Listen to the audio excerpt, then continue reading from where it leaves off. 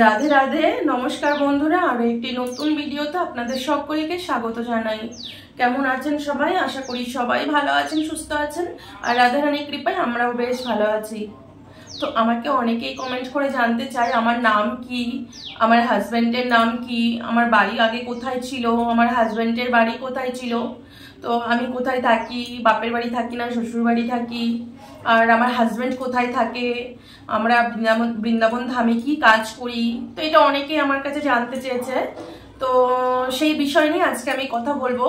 তো আমি আমার পরিচয়ও ঠিকমতো দেইনি তোমাদেরকে, তো এই জন্য আমি আজকে আমার পুরো পরিচয় দিব। আমার নাম, আমি কোথায় থাকি রাধাকুণ্ডে, আমার হাজব্যান্ডের নাম কি, আমরা এখানে কি কাজ করি, আজকে সবটাই তোমাদেরকে বলবো। তো আমার নাম হচ্ছে মৌ রায়। গুরুদেব দীক্ষার নাম দিয়েছে, আমার যখন দীক্ষা হয় ছোটবেলায় তখন আমার গুরুদেব নাম দিয়েছে বিশাখা দাসী। তো আমার বাড়িতে আমাকে বিশাখা দাসী বলে কেউ, বিশাখা বলে কেউ ডাকে না।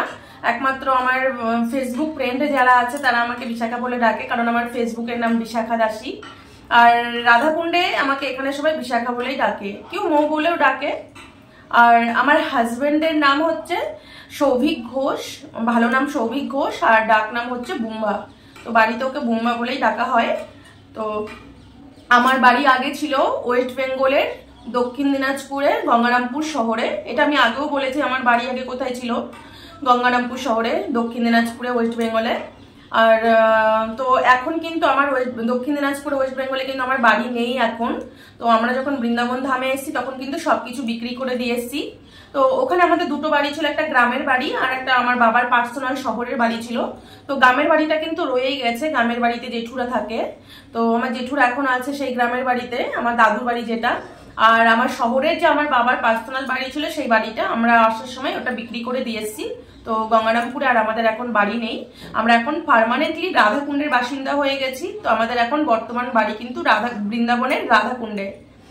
আর আমার হাজবেন্ডের বাড়ি হচ্ছে হুগলি ডিস্ট্রিক্টে নসিবপুরে, সিঙ্গুর বলে যেটাকে। তো সেখানে আমার হাজবেন্ডের বাড়ি। তো আমি কোথায় থাকি এবার বলি। আমি আমার হাজবেন্ডকে নিয়ে, আমার ছেলেকে নিয়ে কিন্তু আমার এই গোপীনাথের বাড়িতেই থাকি। তো গোপীনাথ বললে অনেকে হয়তো নাও বুঝতে পারে, আমি আমার বাপের বাড়িতে থাকি। আমি যে মা বাবার সাথে এই বাড়িতে ছোট থেকে বড় হয়েছি সেই বাড়িতেই আমার হাজবেন্ডকে নিয়ে আমি আমার মা বাবার সাথেই থাকি। তো আমার বিয়ে হয়েছে 2 বছর হলো। তো আমার হাজবেন্ড বেশি দিন হলো রাধাকুণ্ডে আসেনি। তো আমরা রাধাকুণ্ডে এসেছি হচ্ছে 2010 সালে, পার্মানেন্টলি শিফট হয়ে গেছি। তো এর আগে যাওয়া আসা করেছি বৃন্দাবন ধামে, কিন্তু পার্মানেন্ট শিফট হয়েছি আমরা 2010 সালে। তো আর আমাদের এখানে প্রায় 14-15 বছর হয়ে গেল রাধাকুণ্ডে শিফট হওয়া, বাড়ি করা। তো তার মধ্যে আমি আর কোনো এই রাধাকুণ্ডে শিফট হওয়ার পর কিন্তু আমি আর বাংলায় যাইনি, ওয়েস্ট বেঙ্গলে যাইনি। তো আমার 2 বছর হলো বিয়ে হয়েছে। বিয়ের পর আমি একবার গেছি, এবার গঙ্গারামপুর শহরে একবার গেছিলাম এবার আমার হাজব্যান্ডকে নিয়ে। তো আমার বিয়ে মাত্র 2 বছর হলো। আমার হাজব্যান্ড বেশি দিন হলো আসেনি রাধাকুণ্ডে, 2 বছর হলো এসছে। ওরও রাধাকুণ্ডে বাস করার ইচ্ছা, তো এই জন্য ও রাধাকুণ্ডে এসছে আমাদের সাথে, ও রাধাকুণ্ডে আমাদের বাড়িতেই থাকে। তো তো আমাদের ফ্যামিলিতে এখন আমরা মোট 6 জন, আমার মা বাবা, আমি, আমার ভাই, আমার হাজব্যান্ড আর আমার ছেলে। এই হচ্ছে আমাদের রাধাকুণ্ডের ফ্যামিলি। তো ভাই যেহেতু বর্তমান এখন নেই, ভাই বাইরে থাকে, ও ইন্ডিয়ার বাইরে থাকে। তো ভাই এই নেই, ভাই যখন আসে ও 5 বছর পর পর একবার করে আসে ইন্ডিয়াতে। তো এই তো হচ্ছে। তারপরে হলো আমরা এখানে কি কাজ করি। তো প্রথমেই বলে নেই, আমার বাবার কথা বলছি, তারপরে আমাদের কথা বলছি। তো আমার বাবা কিন্তু রাধাকুণ্ডে এই বৃন্দাবন ধামে কিন্তু অনলি হরিভজন করেন। উনি ভজন সাধন ছাড়া কিন্তু অন্য কোনো কর্ম করেন না। তো অনেকে মনে করতে পারে রাধাকুণ্ডে অন্য কোনো কর্ম করেন না, তাহলে সংসার কিভাবে চলে, তো সেটা নিয়ে বলবো। তো আমার বাবা আগে যখন আমরা ছোট ছিলাম তখন আমার বাবা কিন্তু 15 বছর আর্মিতে ছিলেন। তো আর্মিতে অনেকে বলতে পারেন কি কাজ করতেন। তো আমার বাবা 15 বছর যে আর্মিতে ছিলেন, মিলিটারিতে ছিলেন। আমার বাবা গ্যাংটক থাকতেন, সিকিমে যে নাথুলা বর্ডার আছে সেখানেই আমার বাবা ও সেই মিলিটারি ডিপার্টমেন্টে থাকতেন। সেখানে ওই মিলিটারি ডিপার্টমেন্টে সমস্ত ড্রেসের কন্ট্যাক্ট নিতেন, মিলিটারিতে যত ড্রেস লাগতো সমস্ত ড্রেসের কন্ট্যাক্ট আমার বাবা নিতেন, সেই কাজ করতেন। তো ওই মিলিটারিতেই 15 বছর কাজ করেছেন। কাজ করার পর তারপরে আমাদের ওখানে কাজ করতে করতেই আমাদের দুটো গ্রামের বাড়ি তো ছিলই, আমার দাদুর বাড়ি যেটা। তো বাবা কি করতো, সেই বাড়িতেই থাকতো। তারপরে আমার বাবার ইচ্ছে হলো শহরে বাড়ি নেওয়ার। তো আমাদের গ্রামের বাড়িটা একটু অনেকটা ভেতরে শহর থেকে, তো গ্রামের বাড়িতে থাকতে থাকতেই শহরে আবার গঙ্গারামপুর শহরে মেন প্রপার শহরে আমার বাবা বাড়ি নিয়ে নিল। তো সেখানেই আমার বাবা বিয়ে করে শিফট হয়ে যায়। তারপরে তো ওখানে আমরা ছোট থেকে বড় হই। তো বাবা 15 বছর গ্যাংটকে সিকিমে থাকার পর কি করলো, ওখান থেকে রিটায়ার্ড হয়ে চলে এলো। ওখানে চলে আসার পরে তারপরে গঙ্গারামপুরে এসে স্টক বিজনেস শুরু করে, মানে পাট, গম, সর্ষে, ছোলা সমস্ত কিছু। আমাদের বাড়িতে বড় গোডাউন ছিল, সেখানে স্টক করতেন, যখন দাম বাড়তো তখন ছেড়ে দিতেন, এইরকম স্টক বিজনেস করতো। আর আমার বাবা ছোট, আমরা যখন অনেক জন্মের আগে থেকে বাবা দীক্ষিত ছিল, ভক্তি পথে দীক্ষা নিয়ে নিয়েছিল, তো তখন থেকে ভজন সাধন করতো, একাদশী ব্রত, কার্তিক ব্রত সমস্ত কিছু করতো। তখন থেকে ভজন সাধন করতে করতে করতে, আর গুরু কৃপা ছিল, আর গুরুদেবের সঙ্গ হতো, সাধু সঙ্গ হতো, তারপরে রাধাকুণ্ডে নিয়ম সেবা করতে আসতো।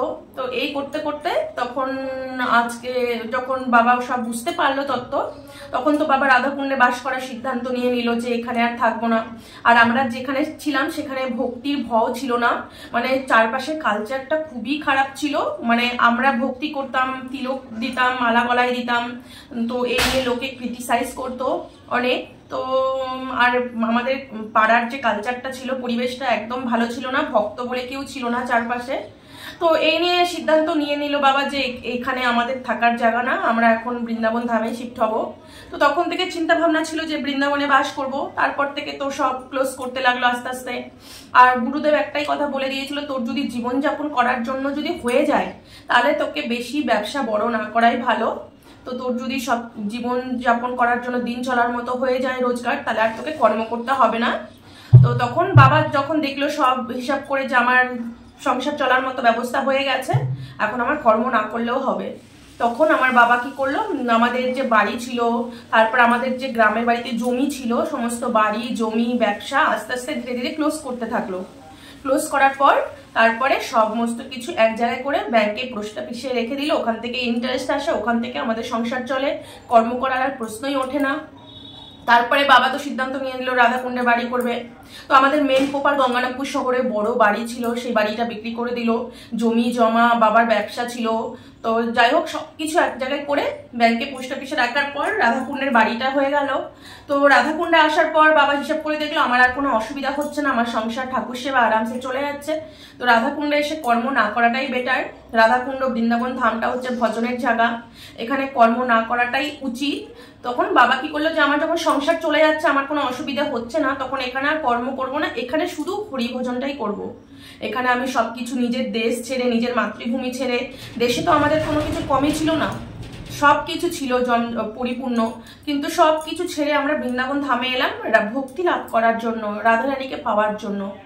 তো রাধাকুণ্ডে কর্ম না করে যেটা উত্তম কর্ম হরিভজন, সেটাই আমার বাবা করে এখানে অনলি, আর কোনো কর্ম এখানে করে না, কর্ম করার দরকার পড়ে না, রাধারানী চালিয়ে নেয়। আমাদের গোপীনাথের সংসার এটা, গোপীনাথের সেবা পুজো হয়, গোপীনাথ কোনো অসুবিধে রাখে না, তিনি সব দিক থেকে একদম ঠিক মতো চালিয়ে নেয়। এবার বলি আমাদের কথা। তো আমি আমার হাজব্যান্ডকে নিয়ে আমার বাপের বাড়িতে থাকি। তো আমার বাবা এখানে সংসারে কোনো রকম আমার হাজব্যান্ডের থেকে খরচা নেয় না, না আমার থেকে নেয়, না আমার হাজব্যান্ডের থেকে নেয়। বাবার একটাই কথা, এটা গোপীনাথের সংসার, গোপীনাথের সংসারে তোদের কোনো খরচা দিতে হবে না, গোপীনাথই চালাবে, তোদেরকে কোনো চিন্তা করতে হবে না, তোমরা আরামসে রাধাকুণ্ডে বাস করো, রাধাকুণ্ডে বাস করো, হরিভজন করো, খাও দাও, প্রসাদ পাও, আর এখানে থাকো। তো বাবার একটাই কথা, বাবা এখানে কোনো রকম খরচা নেন না, তো বরঞ্চ যা লাগে বাবা আমাদেরকে দেয়। আমার এই ছোট বাচ্চা আছে, বাচ্চার সমস্ত খরচা যা কিছু, আমাকে কিচ্ছু চিন্তা করতে হয় না, আমার গোপীনাথ আমাদেরকে চালিয়ে নেয়। তো এটা হয়তো অনেকে বিশ্বাস করতে পারবে না গোপীনাথ কি করে চালায়। তো দেখো এই পৃথিবীতে যত জীব আছে, কোটি কোটি জীব আছে, সবার ভরণ পোষণ কিন্তু গোপীনাথই করে, রাধারানী ভগবান শ্রীকৃষ্ণই কিন্তু করেন। কেউ যদি বলে আমি কর্তা, আমি চালাই সংসার, তাহলে কিন্তু এটা ভুল হবে। তুমি দেখো, কর্তা বলি আমি এদেরকে চালাচ্ছি, আমি যদি না থাকতাম আমার বউ বাচ্চা কে খাওয়াতো, কে পড়াতো, এটা অনেকেই কর্তা সাজে, ভগবানের কর্তৃত্ব তারা মানে না। কিন্তু একটা কথাই, আমার ভিতরে যদি ভগবান শক্তি না দেয়, তো আমি কি করে চালাবো এদেরকে? এই জন্য সমস্ত জীব, এই পৃথিবীতে যত জীব আছে, সবার ভরণ পোষণ কর্তা কিন্তু একমাত্র ভগবান শ্রীকৃষ্ণ, তিনি সবাইকে চালান। তো এটা হয়তো কেউ অহংকারের বশে বলে ভগবানকে মানতে পারেন না, যে ভগবান আবার কি করে চালায়, কিন্তু ভগবানই দেখতে গেলে একদিক থেকে ভগবানই কিন্তু আমাদেরকে চালায়। তো যাই হোক, আমরা এখানে, আমার বিয়ে হলো 2 বছর হলো। তো বিয়ের পর আমার হাজবেন্ড এখানে আসার পর 2 বছর 1 বছরও মানুষের দোকানে কাজ করেছে। মানে ওরা হচ্ছে ঘোষ, ওদের ব্যবসাটাই হচ্ছে মিষ্টির ব্যবসা। ওদের বাড়িতে ছোটবেলা থেকে ও মিষ্টির দোকানই দেখে এসছে, তো ওই মিষ্টির কাজটাই ও ভালো জানে। তো এই রাধাকুণ্ডে আসার পর ওর ইচ্ছা ছিল যে রাধাকুণ্ডে এখানে এসে দোকান করবে, মিষ্টির দোকান খুলবে। তো তার জন্য রাধাকুণ্ডে পরিচয় হতে হবে, লোকজনের সাথে জানাশোনা হতে হবে। তো তাই ও রাধাকুণ্ডে আসার পর প্রথম 1 বছরও এখানে বড় মিষ্টির দোকানে কাজ করেছে, মিষ্টির দোকানে সেলসম্যানের কাজ করতো। তো 1 বছরের মতো কাজ করেছে। কাজ করতে করতে এখানে রাধাকুণ্ডের লোকজনের সাথে জানাশোনা হয়ে গেছে। তারপরে এখানে মহলটাকে জেনে নিয়েছে, এখানকার বিজনেস মহল কেমন। তো জানাশোনার পর তখন আমরা দুজনে দোকান খুলি এখানে। তো এমন দোকান করতে যে টাকাটা দরকার সেটা আমার ভাই দিয়েছে আর বাবা দিয়েছে। দোকান করতে তো পয়সা দরকার কিনা, তো আমাদের হাতে, আমরা বিয়ে করার পর আমাদের হাতে একটা পয়সা ছিল না। আমার হাজব্যান্ড খালি হাত পায়ে এসেছে এখানে রাধাকুণ্ডে, ওর কাছে কিছুই ছিল না বলতে গেলে। তো আমরা যেহেতু লাভ ম্যারেজ করে বিয়ে করেছি, তার জন্য ওর বাড়ি থেকে আমাকে মেনে নেয়নি এখনো। তো রাধারানী যা করে মঙ্গল করে, আমাকে মেনে নেয়নি, আর আমি চাইও না আমাকে মেনে নিক। আমি আমার বাবার বাড়িতেই অনেক ভালো আছি এখানে, তো ওদের কথা আমাকে কোনোদিনও মেনে নেবে না। তো যাই হোক, আর ওর সাথে আমার পরিচয় কিন্তু ওর বাড়ির লোকই করিয়ে দিয়েছে। তো ওর বাড়ির লোকের দ্বারাই আমার ওর সাথে পরিচয় হয়েছে, সেটাও তোমাদেরকে পরে সবটা পরিষ্কার করে বলবো। তো যাই হোক, মেনে নেয়নি, কিছু দেয়নি, ওকে না দেওয়ার কোনো দরকারও নাই। তো ও এখানে আসার পর আমার বাবা বললো তোমাদেরকে চিন্তা করতে হবে না, তোমরা এই বাড়িতেই থাকবে, আর এই দোকান করার জন্য যা পয়সা আমরা দিব। তো দোকানে একটা মিষ্টি দোকান করতে কত পয়সা দরকার হয়, কত টাকা দরকার হয়, আমার বাবা আর আমার ভাই মিলে এক দোকান করে দেয়। তো এখানে আমাদের রাধাকুণ্ড আবার একটা জিনিস কি হয়, এখানে দোকান কিনতে পাওয়া যায় না, এখানে দোকান ভাড়া নিতে হয়। মানে কেনার কোনো পজিশন নাই, তোমাকে নিতে গেলে দোকান ভাড়া নিয়েই করতে হবে। তো যাই হোক, রাধারানীর কৃপায় আমাদের দোকান একটা ভালো পজিশনে, মেন রাধাকুণ্ডে যে মেন পজিশন, সেই পজিশনে আমরা দোকানও পেয়ে যাই। 2 বছরের কন্ট্যাক্ট হয় দোকানের সাথে। তো দোকান ভালো চলতে থাকে, 2-3 মাসের মধ্যেই দোকান আমাদের রানিং হয়ে যায়, মিষ্টির দোকান। তো অনেক অর্ডারপত্র আসতে থাকে। তো এইভাবে হতে হতে যখন 7 মাস হলো, তখন যে কোনো কারণে আমাদের দোকানটাকে ছেড়ে দিতে হলো। মানে এত ভালো দোকানটা ছিল, মানে একদম 2 মাসের মধ্যে রানিং হয়ে গেল। তো আর দোকানটা থেকে যা পয়সা লাগিয়েছিলাম তার ডবল পয়সা উঠেও চলে এসছে। তো যাই হোক, 2 বছরের কন্ট্যাক্ট ছিল দোকানের সাথে। তো 2 বছরে আর হলো না, যে কোনো কারণবশত, মানে যাদের দোকান আমরা ভাড়া নিয়েছিলাম তাদের ফ্যামিলিগত কোনো কারণে আমাদের দোকানটাকে খালি করে দিতে হলো। তো খালি করার পর আর দোকান খুঁজলাম, কিন্তু আমাদের যে পজিশনে দোকানটা ছিল সেই পজিশন আর মিলছিল না। তো এখনো তো আমরা 2 বছরের জন্য দোকান 7 মাসে খালি করে দিলাম, মানে মার্চ মাসে, 2024-এ মার্চ মাসে আমরা দোকান খালি করে দিয়েছি। খালি করার পর এখন এই আগস্ট মাস চলছে, কমসে কম 6 মাস 5-6 মাস হয়ে গেল। তো এখন বর্তমান দোকান খালি করার পর থেকে বাড়িতে বসেই আছি। তো দোকান খুঁজছি, দোকান পেয়েও যাচ্ছি, কিন্তু সেই পজিশনে আর দোকান হচ্ছে না। মানে আমরা যে রাধাকুণ্ডে রামলীলা ময়দানে দোকান ছিল আমাদের, আর ওটা ছিল মেন অটো স্ট্যান্ড, মানে সমস্ত গিরিরাজ পরিক্রমা দিয়ে আসার পর ওখানেই সবাই যাত্রীরা থামতো ওখানে, মানে মেন রাধাকুণ্ডের পজিশন ছিল। তো সেই রকম পজিশন আর মিলছে না, জন্য এখন আর দোকান করা হয়নি। তো 6 মাস হলো বাড়িতেই আমরা বসে আছি। তো আর একটা দোকানের কথা চলছে, তো দোকানটা 1 বছর পর দেওয়ার কথা আছে। তো জানি না এখন কি হবে আগে। তো 1 বছর পর যে দোকানটা নেওয়ার কথা আছে, সে পজিশনে একটা এটিএম আছে। তো এটিএমটা 1 বছর পর খালি হয়ে যাবে, তখন ওই পজিশনটা নেওয়ার কথা আছে। তো ওই পজিশনটা পেয়ে গেলে ভালো হবে। এই পজিশনটা খুব ভালো, একদম রাধাকুণ্ড অটো স্ট্যান্ডের ওপরে পজিশনটা। তো এখন 6 মাস হলো বাড়িতেই বসে আছি। তো বাড়িতে বসে আছি, তখন ভাবলাম যে কোনো কাজ নেই, বাড়িতেও শুধু শুধু বসে আছি, সময়গুলো নষ্ট করে লাভ নেই, তার থেকে বরং ইউটিউব করতে থাকি। তো দোকান চলে যাওয়ার পর 6 মাস 2 মাস 3 মাস যাওয়ার পরই আমরা এই ইউটিউব চ্যানেল খুলেছি। তো আমাদের মাত্র 3.5 মাস হচ্ছে ইউটিউব চ্যানেল খোলা। তো তোমাদের কৃপা আশীর্বাদে এই 3.5 মাসের মধ্যে আমার 1700 ইউটিউবের পরিবার তৈরি হয়ে গেছে। তো আমার 1730 সাবস্ক্রাইবার হয়ে গেছে এই 3.5 মাসের মধ্যে। এমনকি আমার চ্যানেল মনিটাইজারও হয়ে গেছে। তো এখন শুধু পিনটা পাইনি আমি এখনো, তো ওটার জন্য ডলার জমতে হবে। $10 হলে তবে আমি পিন অ্যাপ্লাই করতে পারবো। তো সবে মাত্র আমি মনিটাইজার অ্যাপ্লাই করেছি, আমার ভিডিওতে অ্যাডও শুরু হয়ে গেছে। তো তোমাদের কৃপা আশীর্বাদে আমার ভিডিওটা আমার ইউটিউব চ্যানেলের এই 1730 জনের পরিবার তৈরি হয়ে গেছে। তোমরা আমার পরিবার, তো আমার ভালো মন্দ, আমার খারাপ, আমার ভালো মন্দ সবকিছু তোমাদেরকে আমি জানানো প্রয়োজন মনে করি। তো তোমাদের কৃপা আশীর্বাদে আজকে আমি এই 3 মাসের মধ্যে এতটা এগোতে পেরেছি। তোমরা যদি পাশে না থাকতে আমি এতটা এগোতে পারতাম না। তো তোমাদেরকে অশেষ অশেষ ধন্যবাদ আমার পাশে থাকার জন্য। তো ভবিষ্যতেও এইভাবে আমার পাশে থেকো আর সব সময় আমাকে সাপোর্ট করো তোমরা, যাতে আমি আরো দূর এগিয়ে যেতে পারি।